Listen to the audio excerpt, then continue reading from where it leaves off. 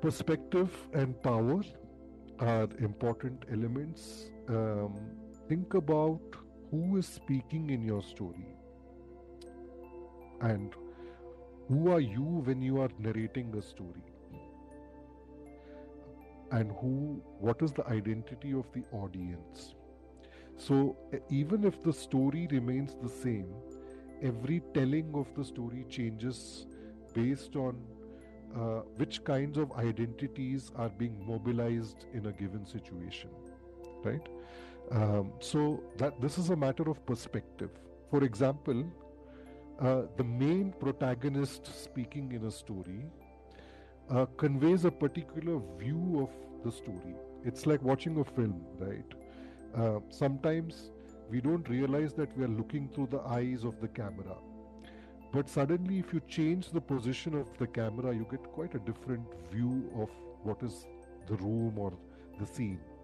Similarly, if in the story, if you switch the voice to a secondary character, or sometimes if you switch the voice to an animal which is just standing in the scene rather than a human character, it could be a very different perspective on the story. So every time you are saying something, always be conscious of whose voice are you saying it through.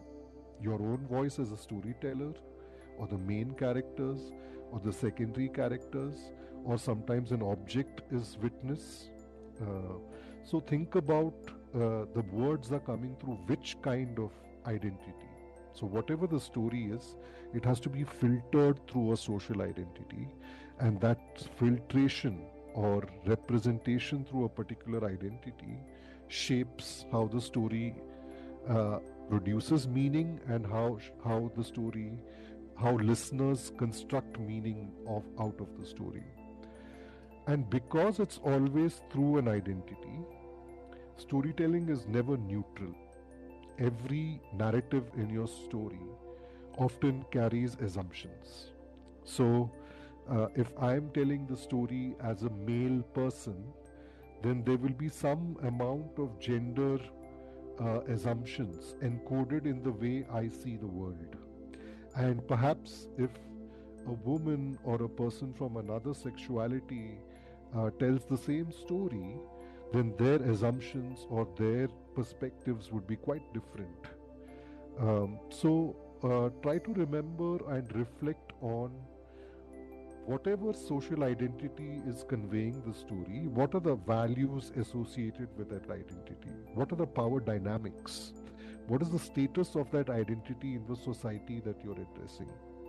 What is taken for granted, and what might not be so obvious, perhaps, to people who are not associated with that identity? So think about the kind of power dynamics that are always inherent in every time you choose to associate yourself with a particular representation or a particular identity. All right? And ethical storytelling is about widening the lens, seeking out identities and representations that are not already there in the mainstream, that are not spoken about.